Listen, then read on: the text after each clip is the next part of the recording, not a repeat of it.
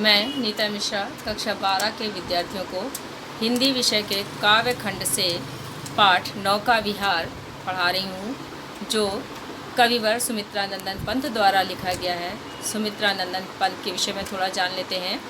सुमित्रा नंदन पंत छायावादी 4 प्रमुख स्तंभों में से एक थे। इनका जन्म सन 1990 ईस्वी में 20 मई को हुआ था, अल्मोड़ा के पास कौसानी नामक गांव में। इनके जन्म के कुछ घंटे बाद ही इनकी माता का देहांत हो गया था। इनका पालन पोषण इनके दादी और बाबा ने किया। इनके बचपन का नाम गुसाई दत्त था और इनके पिता का नाम गंगा दत्त पंत था। इन्होंने 7 वर्ष की अवस्था में ही काव्य रचना प्रारंभ की थी। इनकी प्रारंभिक शिक्षा अल्मोड़ा में ही हुई। उसके बाद उच्च शिक्षा का प्रथम चरण अल्मोड़ा में ही पूर्ण किया। उसके बाद उसी समय इन्होंने अपना नाम गुसाई दत्त से बदलकर सुमित्रा नंदन पंत कर दिया था। सन 1919 ईस्वी में ये अपने मझले भाई के साथ काशी चले गए और काशी विश्वविद्यालय में क्वींस कॉलेज में शिक्षा ग्रहण की और कवि कर प्रारंभ कर दिया। जिनकी मुलाकात जब रविन्द्रनाथ टैगोर और सरोजिनी नायडू से हुई, उसके बाद इनके जीवन में एक कविता लेखन में परिवर्तन हुआ। इन्होंने काव्य मर्मज्ञ कविताएं लिखने लगे।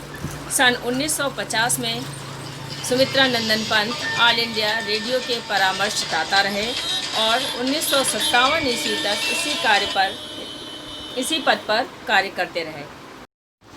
इन्होंने बहुत सी रचनाएं की हैं, जैसे लोकायतन, पल्लव, वीणा, गुंजन, युगांत, ग्राम्या, युगवाणी, स्वर्णधूल, उत्तरा, अणिमा, स्वर्ण किरण आदि। इसी प्रकार से उन्होंने बहुत सी रचनाएं की हैं और इन्हें अपनी रचनाओं पर बहुत से पुरस्कार भी मिले हैं। सर्वप्रथम लोकायतन पर सोवियत लैंड नेहरू पुरस्कार, चिदम्बरा पर ज्ञानपीठ पुरस्कार, कला और बूढ़ा चांद पर साहित्य अकादमी पुरस्कार से भी सम्मानित किए गए। भारत सरकार ने इन्हें पद्म भूषण की उपाधि से भी सम्मानित किया। सन 28 दिसंबर सन 1977 को ये संसार से विदा हो गए। इनकी भाषा, चूँकि ये प्रकृति के सुकुमार कवि थे, प्रकृति से संबंधित रचनाएं करते थे, इनके हृदय में मर्मज्ञता था। तो पंत जी ने की जो भाषा थी वो प्रांजल थी, साहित्यिक खड़ी बोली थी। भाव के अनुकूल ही भाषा का प्रयोग इन्होंने किया और उसी प्रकार से सरस और सरल शैली का प्रयोग किया। इनकी शैली में मधुरता, सरसता, चित्रात्मकता, संगीतात्मकता सभी जगह विद्यमान है। भाषा में कोमलता, सुकुमारता के साथ साथ लाक्षणिकता भी दिखाई देती है। ये होता है सुमित्रा नंदन पंत के जीवन का परिचय। अब चलते हैं पाठ की ओर। नौका विहार। नौका विहार जैसा शब्द से ज्ञात हो रहा है कि नाव के द्वारा भ्रमण करना। इस कविता में लेखक ने नौका विहार के माध्यम से जीवन के चक्र को वर्णित किया है। संदर्भ लिखना सबको आता है, प्रसंग भी लिखना आता है कि प्रसंग कैसे लिखा जाता है। जिन पंक्तियों का अर्थ स्पष्ट हो रहा है उसको प्रसंग में पहले भूमिका के रूप में बताया जाता है। अब आते हैं पाठ की ओर। शांत स्निग्ध ज्योत्सना उज्ज्वल अपलक अनंत नीरव भूतल। दूर तक शांत, जहाँ धरती के अंत तक शांत वातावरण था। अपलक दृष्टि से देखने पर चांदनी, सफ़ेद चांदनी, कोमल चांदनी, रुई के फाहे की तरह समझिए। कोमल चांदनी बिखरी हुई थी। सैकत माने होता है बालू। सैकत सैया पर दुग्ध धवल तनवंगी गंगा ग्रीष्म विरल लेटी है शांत क्लांत निश्चल। गंगा नदी का दृश्य का वर्णन किया जा रहा है कि बालू के बिस्तर पर दूध के समान सफ़ेद दुबली पतली, तनवंगी माने दुबली पतली कृष्णकाय शरीर, गर्मी से व्याकुल होकर लेटी है, जैसे थकी हुई है, परेशान है और निश्चल होकर लेटी हुई है। आप जानते हैं कि गर्मी की ऋतु में नदियों का जल सूखने लगता है। यहाँ भी ग्रीष्म ऋतु का वर्णन किया जा रहा है। नदी की धारा जो है चौड़ी नहीं है, बहुत पतली हो गई है। तो यहाँ पर मानवीकरण किया जा रहा है प्रकृति का कि गंगा को एक नायिका के रूप में माना जा रहा है कि वो बालू के बिस्तर पर थकी हुई निश्चल सी लेटी हुई है। कैसी है? दूध के समान सफ़ेद है और दुबली पतली है। लेटी क्यों है? क्योंकि गर्मी से व्याकुल हो रही है। तापस बाला गंगा निर्मल शशि मुख से दीपित मृदु करतल लहरे उर पर कोमल कुंतल। तपस्वी बाला के रूप में निर्मल गंगा दिखाई दे रही है, शुद्ध गंगा दिखाई दे रही है और उसमें चंद्रमा की जो है आभा पड़ रही है, परछाई पड़ रही है। तो ऐसा लगता है शशि मुख से दीपित, वो चंद्रमा के मुख से के समान से उसे प्रकाशित हो रही है। और मृदु करतल यानी छोटी छोटी, मृदु माने कोमल कोमल, करतल माने लहरें। यहाँ पर करतल माने तालियाँ भी होता है, लेकिन लहरें उसमें उत्पन्न हो रही हैं और उसके कोमल शरीर के ऊपर क्या कर रही हैं? तैर रही हैं। गोरे अंग पर सिहर सिहर लहराता तार तरल सुंदर। ये जो लहरें हैं छोटी छोटी, ये गोरे रंग पर, यानी गंगा जो है दूध के समान सफ़ेद है, इसलिए उसको गोरे रंग से संबोधित किया जा रहा है कि गोरे रंग पर सिहर सिहर करके वे लहरें तार तार होकर के फिर पुनः उसी जल में विलीन हो जाती हैं।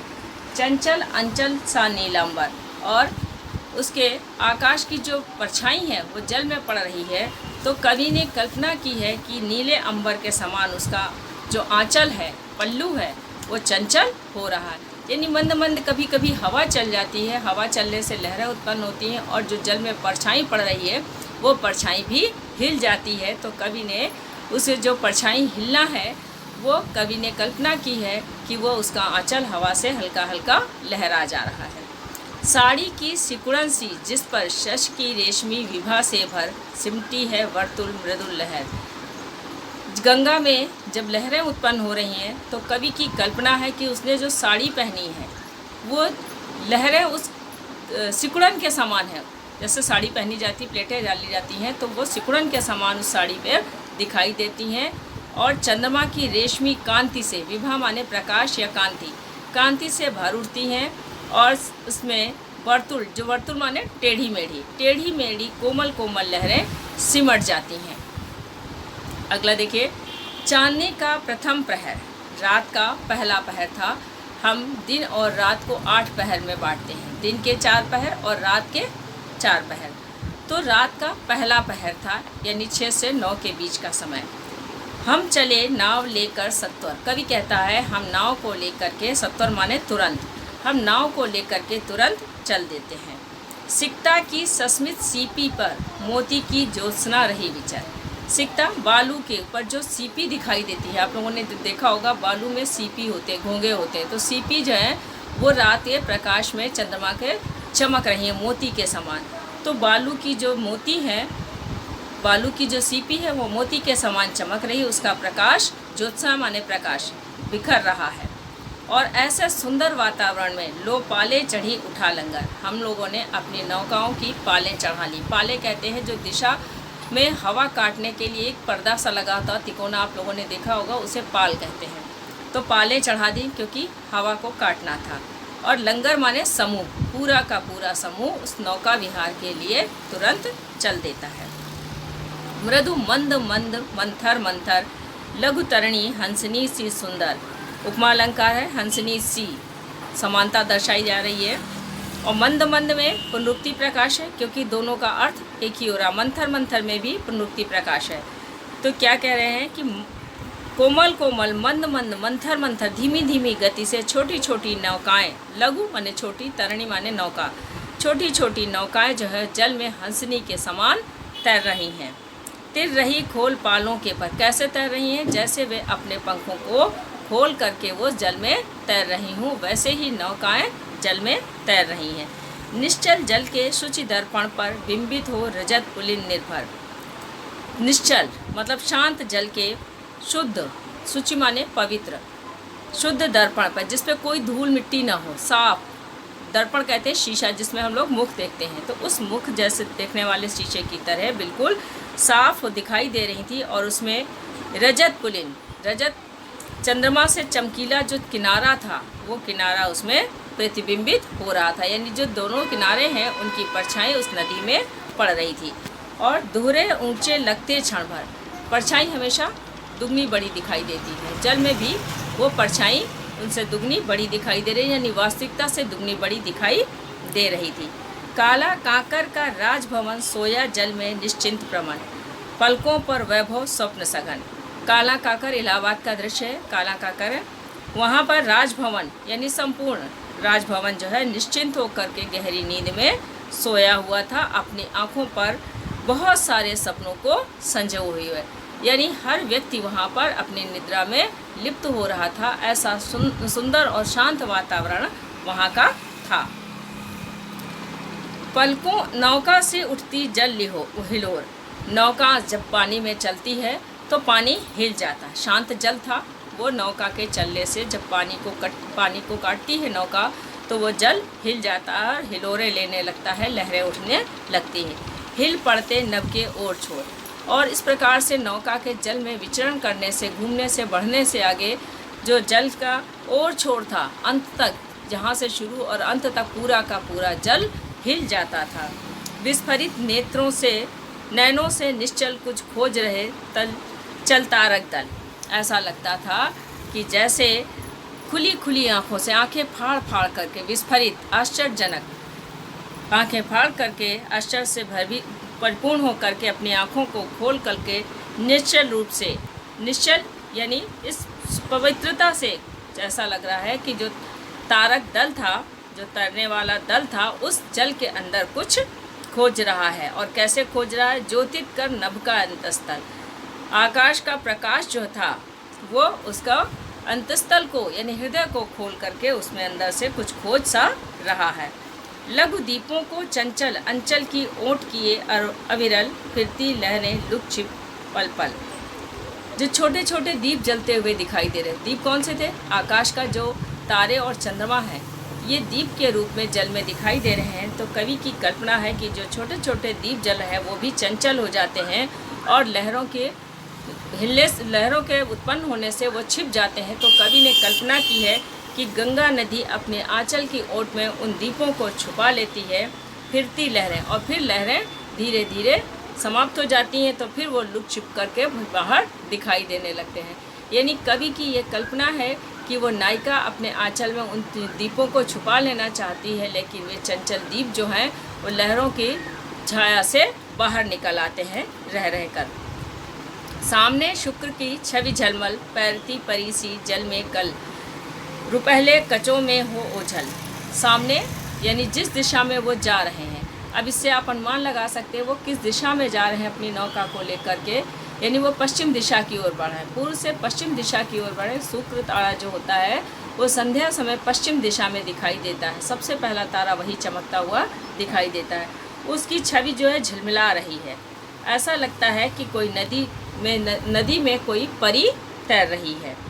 और रुपहले कचों से हो जल, कच कहते हैं बालों को भी, तो उसके जो सुनहरे बाल हैं, रुपहले बाल हैं, उनसे वो ओझल हो जाती। जो लहरें उत्पन्न होती हैं वो लहरें उसके बालों के रूप में मानी गई हैं। लहरों के घूंघट से झुक झुक दशमी का शशि निज, तिर्यक मुख दिखलाता मुग्ध सा रुक रुक।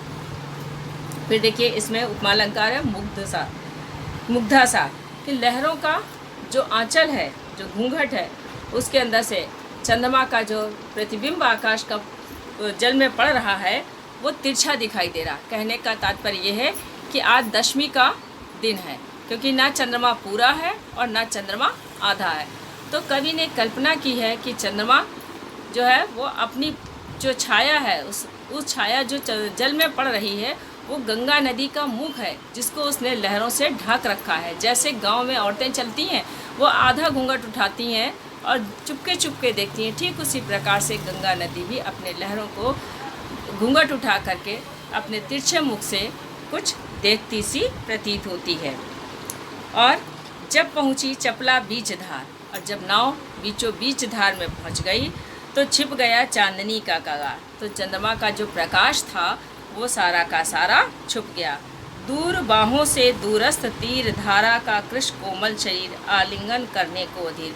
वहाँ जाकर क्या देखा, तो क्या लगता है कवि का कल्पना देखिए कि ऐसा लगता है कि जो दो किनारे हैं, नदी के जो दो किनारे हैं, वो नदी की दो बाहें हैं, और वो दोनों बाहें उस धारा को अपने आलिंगन में, आगोश में भरने के लिए, उस कोमल शरीर को अपने आगोश में भरने के लिए व्याकुल हो रही हैं। अति दूर क्षितिज पर विटपमाल लगती भ्रू रेखा सी अराल। बहुत दूर देखने पर क्या दिखता है, जहाँ क्षितिज होता है, जहाँ धरती और आकाश मिलता हुआ प्रतीत होता है, उसे हम क्षितिज कहते हैं।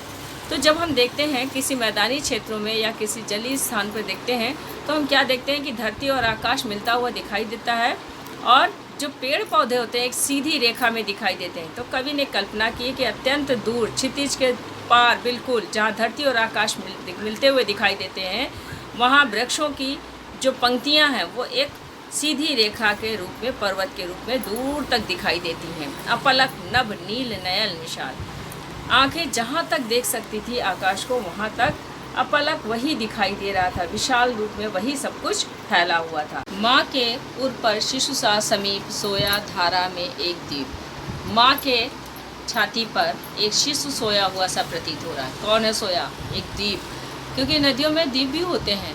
और द्वीप कहते हैं चट्टान होती है पथरीली, जो जल में बीच बीच में दिखाई देने लगती है, धारा जब बहने लगती है, कम होने लगता पानी। तो कवि की कल्पना है कि जैसे माँ के सीने पर कोई छोटा सा बालक सोया हो, शिशु बच्चा सोया हो, ऐसा उस द्वीप वहाँ पर दिखाई दे रहा है। उर्मिल प्रवाह को कर प्रतीप, जैसे माँ अपने बच्चे को रह रह कर सहलाती है, सुलाती है, वैसे ही उसकी लहरें उसको बार बार स्पर्श करती हैं। वह कौन विहग क्या विकल को उड़ता हरने विरह सो, वो क्या कोई विहग है, क्या कोई वो पक्षी है? अब परछाई के रूप में उसको देख रहे हैं कि क्या कोई परछाई जैसी दिखाई दे रही। तो कवि की कल्पना है, क्या वो कोई पक्षी है? क्या वो चकवा है? चकवा होता है पक्षी जो रात में बिछड़ जाता है। तो कवि कहता है क्या वो चकवा है? क्या वो अपना शोक हरने के लिए वो आकाश में इस तरीके से रात में उड़ रहा है, जिसकी परछाई जल में दिखाई दे रही है।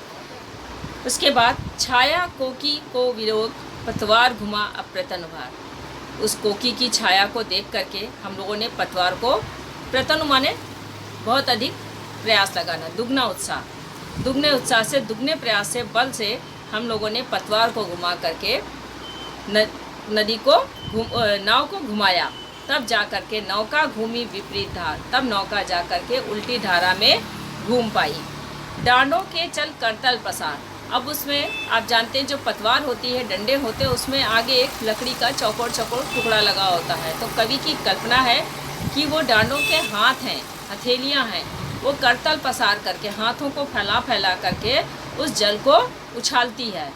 और उछालने पर क्या होता है, भर भर के जब उछालते हैं तो पानी ऊपर उछलता है, विपरीत धार में चल रही है। तो विपरीत धार में चलने पर क्या होता है, जब पानी काटा जाता है तो वो उछलता है, ऐसा लगता है कि फेना का मुक्ताफल, मोतियों का जो वो अंजलि है वो भर भर करके वो उछालती है और वो फिर रह रह करके तार तार हो करके पृथ्वी उसमें जल में विलीन हो जाती है। बिखराती जल में तार हार, ऐसा लगता है तारों के मोतियों का हार जो है वो टूट करके पूरा जल में बिखर जाता है। चांदी के सांपों सी रलमल नाचती रश्मियाँ जल में चल, रेखाओं से तरल सरल। लहरें उत्पन्न होती हैं, प्रकाश बहुत अधिक है, उज्ज्वल है प्रकाश। तो कवि ने कल्पना की है कि चांदी के सांप हैं जो उसमें नाचते हैं। रलमल मतलब तिरछे, क्योंकि सांप कभी भी सीधे नहीं होते, लहरें कभी सीधी नहीं होती हैं, वक्र होती हैं। तो कवि ने कहा है कि सांपों के चांदी के सांपों के समान वो झिलमिलाती हुई प्रकाश में चलती हुई दिखाई देती हैं और वे रेखाएं, वो जल की जो लहरें हैं वो आगे जाके सीधी हो करके जल में पुनः विलीन हो जाती हैं। लहरों की लतिकाओं में खिल सौ सौ शशि, सौ सौ उड़ झिलमिल, फैले फूले जल में फेनिल। अब जब लहरें उत्पन्न होती हैं तो लहरों को ये माना कि लहरों की लतिकाएँ, लतिका कहते हैं बेल को, कि लहरों की बेलें खिल जाती हैं, यानी एक के बाद कई लहरें उत्पन्न हो जाती हैं। जब लहरें उत्पन्न होती हैं और चंद्रमा और तारों का प्रकाश जल में पड़ रहा, तो जितनी लहरें उत्पन्न होती हैं उतने चंद्रमा और उतने तारे दिखाई देने लगते हैं, यानी तारों और चंद्रमाओं का प्रतिबिंब 100 गुना बढ़ता हुआ जल में दिखाई देने लगता है। और फैले फूले जल फेनिल में जितनी बूंदें होती हैं उतनी बूंदों में चंद्रमा और तारों का प्रकाश दिखाई देने लगता है। अब उथला सरिता का प्रवाह लग्गी ले सहज था, हम बड़े घाट को सहोत्साह। अब जब हम किनारे पर आने लगे तो किनारे पर जो घाट होता है वो उथला होता है, पानी की गहराई कम होती है। तो कवि कहता है कि जो लग्गियाँ हम लोगों ने ली, जो पतवार हमने ली थी, उन्हें हम आराम से, सहज से उसकी थाह तक, उसकी गहराई तक पहुंचाते थे, यानी उसमें वो अंदर जाकर टिकने लगी थी। और इस तरीके से हम बड़े उत्साह के साथ नाव को अपने किनारे पर ले आए, यानी हम नाव का भ्रमण करके पुनः अपने घाट पर आ गए हैं। ज्यों-ज्यों लगती नाव पर, जैसे जैसे नाव किनारे पर आती जाती है, उर्मे आलोकित सत विचार, वैसे वैसे हृदय में सैकड़ों सैकड़ों विचार जन्म लेने लगते हैं। क्या जन्म लेते हैं? बहुत महत्वपूर्ण है, ये एग्ज़ाम में आता भी बहुत है।